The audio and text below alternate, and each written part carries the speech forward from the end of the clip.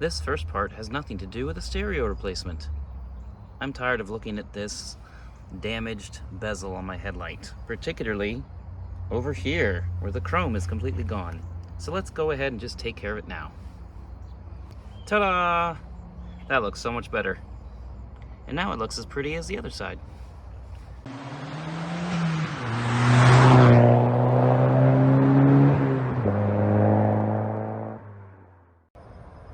Hello, my name is Joel, and today we're going to be going through the process of installing a new stereo in my 1987 Volvo 740 Turbo. So first thing I want to do is show you exactly what we need to look for. First, a lot of these cars come with a stock amplifier, so in order to figure that out, we'll need to be taking this little kick panel off. It's not crazy. You can see there's a screw up there, and there, and there, and there might be one more, yeah, down there. So we'll need to go ahead and take that off, and you'll see there's actually a little vent right here as well. There's a tube on the back of that just slides right off. So let me remove that panel and see if we can find ourselves an amplifier. All right, so now we have our little kick panel removed, so let's see what we can find. And I don't think we have to look very far, because I'm pretty sure that giant black box is what we're looking for. So I see fins on the side, which makes me think it's an amplifier. I'm gonna go ahead and see how hard it is to remove that bad boy, and then get it onto the shelf. Alrighty then, so we got our amplifier out. And the reason that we wanted to go ahead and find this little doohickey is because we're basically going to need to bypass it. I'm installing an aftermarket stereo, and you really can't run those with the factory amplifier, so we needed to get access to this, go ahead and take a look at the wires that we have coming to and from the amplifier, and then we can make a game plan for bypassing those connections. Alright, so just an update on what I have done so far. So I went ahead and took off the ashtray, got a little spring clip on the top, and then I was able to take off the cover for the fuse panel. Pretty straightforward. Next, you're going to want to take off the pocket with your little 12-volt power supply. There's 2 screws on the left, and then when you take that out, there's going to be a couple of connections that you need to remove.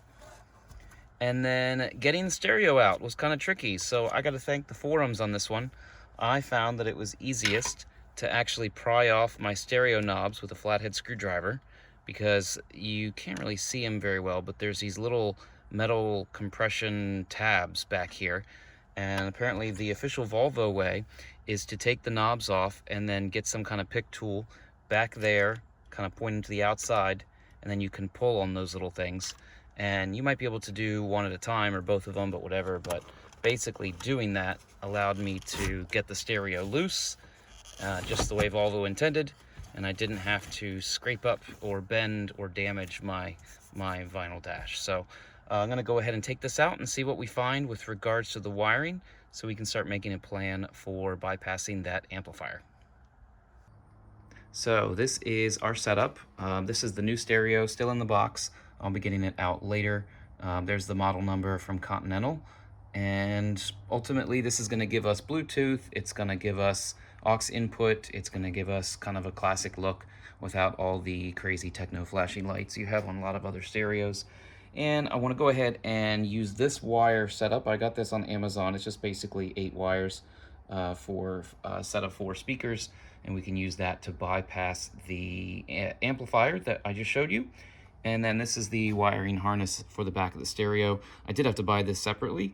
I don't know why it doesn't come with the stereo, but that's fine. If you buy one of these stereos on Amazon, just make sure you get the harness as well. So we're going to go ahead and get started on the wiring, and then I will show you what's next. And now that we've got our wires freed up, here's what we have found. So this is where the wiring comes out of the amplifier and basically runs up and over here. And this is our connections. So it took me a while to figure out exactly what's going on here, and I think I've got a game plan now. So I'm going to use my Sharpie here as my pointer, because there's a lot going on here. So this is your actual harness coming from the amplifier, and then that goes down into two connectors. And what happens is the wiring splits off here. You can see there's some browns and blacks. These are the wires for the rear speaker channels, right? So they connect, split off, and then they go back into the main harness and then back to those speakers. Meanwhile, you've got the other wires that come along in this larger bundle, come up to this connector, and this connector also goes back to the main harness. And in that, you've got basically like your 4 or 5 main wires that provide various power and ground and antenna and things like that. And that goes back to the main harness. But coming out of that is some of those same wires, and that goes to this little connector right here. And then that little connector right there connects to an extended version that goes up into the stereo, right? So the stereo only sends these signals. The stereo does not send individual, 8 wires for the 4 speakers. So this comes from the stereo, and there's an extender that actually allows that to make it all the way back to the stereo. So I got a few options here. Basically what I've decided to go ahead and do is I'm going to cut off these wires here at this connector for the rear channel of speakers. And what I'm going to do is match those up with the blue harness that you saw on the workbench. I'm going to keep this connector and the extender, and the reason I'm going to do that is if I cut this off back here, I have to have multiple colors of wires to match up with the factory or the aftermarket harness that I'm installing. And I don't have all that, so I don't want to extend like 4 or 5 wires that are all the same color, and then it gets all kinds of confusing and everything. So we're actually going to have 3 different stages of wires going back to the stereo. And the reason is a lot of these wires change color here and here, which is a little confusing, but it'll be okay. So you have the factory harness wire colors here, then they actually change to different colors on the other side of the harness, or the other side of the connector, excuse me, and the same happens here. So I was having the hardest time when I was looking up stuff about these colors coming from the amp, because it doesn't match anything I saw online. And I learned that the reason is that all the correct wire colors are the ones that are part of the main harness right here. Those are the ones that matter. So we're going to go ahead and get started on that. And then, like I said, I'll have 3 colors basically for the wires that go back to the head unit. You'll have basically the bundle here that comes from the harness. Then they change color when they get over to here. And then when they actually connect, and I'll solder them to the little harness on the back of the aftermarket stereo, it'll be a 3rd set of colors. So I just have to do some documenting to make sure that I'm getting everything straight. But the good news is it'll be a clean install when I'm done with it, and I'll show you what it looks like when we get to the next step. Next step in the process is to go ahead and start doing our soldering and matching up our wires and everything. So here we've got the harness that I've got on Amazon that's got it's a 9-wire harness, but we're only going to be using 8 of them to match up the 4 speakers, positive and negative for each, makes for 8 wires. And then here is the actual harness for the speaker wires that came with the stereo. They're more or less the same, slightly different shades of green, but I mean, it's more or less standardized. So that way we can match those up. And then this will be at the back of the stereo, right? This will plug into the stereo. And then you have this other one. We'll have to match up these wires individually because they don't match up perfectly from the car color to the actual harness color. So we'll get to that. But then the other end of this, we'll go through the hole in the back of the stereo, basically the hole in the side panel under the steering wheel, and that will stick out where our existing wiring goes to the main wiring harness for the car. So when we get to that point, we'll go ahead and do the soldering under the car. But I like doing it this way because it makes for a nice clean install, and then I get to do soldering on the bench instead of with my head underneath the steering wheel. So we'll go ahead and do that. And just so you can see, this is the stereo I bought. That's just a picture on the front of the instruction manual, but you will hopefully be seeing the rest of it shortly. And there we've got our first set of soldering connections done. So here is your harness for the stereo, matched up all the speaker wires, and then I went ahead and stripped off the ends here for the other end of it. So Basically, this will poke through from the back of the stereo and go into the area that I showed you where all of the harnesses live from the old amplifier. Now all of our wiring is done. You can see I've got the 2 harnesses that go into the back of the stereo there, and the one with the green and the purple is for the speaker wires, and then the other one with the black connector, that is for your power, ground, antenna, etc. And basically both of those run through the hole over here and now come out under our dash.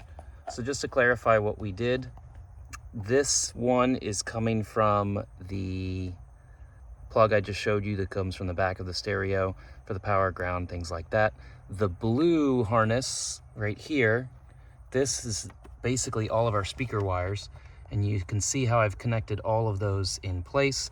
I did preserve this plug right here because, I mean, no reason not to. It gives me the length that I need, and it's a lot less connectors than the factory setup, and of course our amplifier is gone. So I'm gonna go ahead and button everything back up, make sure that it works, and we will go from there. So this project is about to get a little bit more interesting because there's really only like one stereo trim kit that's available for these cars, and it is from Metra. And the way that it's positioned, it's designed to allow an aftermarket single DIN stereo, and you're able to fit the trim ring and everything, but it like bulges out from the dash. So what I've decided to do is take the factory's basically faceplate off the stereo. I'll show you a picture of what it looked like when I started attacking this thing with a Dremel. It's not perfect, it's got some imperfections, but I'm okay with that for now because I really just kind of want to use this as a test bed to see if it will work. So my thought is that I will be able to get the cage, this comes with the aftermarket stereo, basically behind this, and fasten it either with screws or with the folding tabs or whatever kind of method I decide to go with. There are also these lugs that were on the side of the original stereo back here, and that allowed the stereo to slide in a channel inside the existing speaker box. So I am hoping that we will be able to continue to use that speaker box, maybe fasten those lugs to the rear side of this cage. And if I can get this fastened to this, I should be able to slide the stereo in through there. It's not going to be perfectly pretty because it won't fill the opening completely, but I've got some options. I'm going to work with this for a little while and see what we can come up with. Not necessarily going to show you every step along the way, but if this doesn't work, I can always use the Metra install kit and just kind of go from there. So let's see what happens. Okay, so we are all done. This is the finished product. You can see that I got the original stereo bezel all chopped up and in place, basically using it as an install kit that I made. The other thing that I did here that was a little weird is the stereo doesn't slide in from the front. Basically, the bezel that's on the stereo right here, this thing that I chopped up, this is the last thing to go in, and I just kind of used some like 3M emblem tape and some things to kind of beef it up in some places so that when I put it in, it actually snaps in and won't just fall off. One thing I'd like to do is go ahead and get another one of these bezels and make the whole cutting and everything a lot cleaner. And then I think I might put something underneath the cage so I can bend the tabs down on the cage to make the whole thing a little bit more secure in the future. But like I said, I don't like the aftermarket install kit for this car. I really like the way this factory one looks. You can see it's not perfect because it doesn't sit all the way back flush, and that just has to do with the way I cut the things behind it and the way it all fits and everything. So we can get this better on a second attempt, but for now, this is daily driver acceptable. And there you can see the way that it looks, and not perfectly clean, but I'm gonna give it a 7 out of 10. I'm really happy with the job. I'm also really happy with the way the stereo sounds on the stock speakers, and I definitely recommend these Continentals if you want something that doesn't look too gaudy and brightly colored. So thanks again for watching, and hopefully we will see you in our next Volvo video. Cheerio.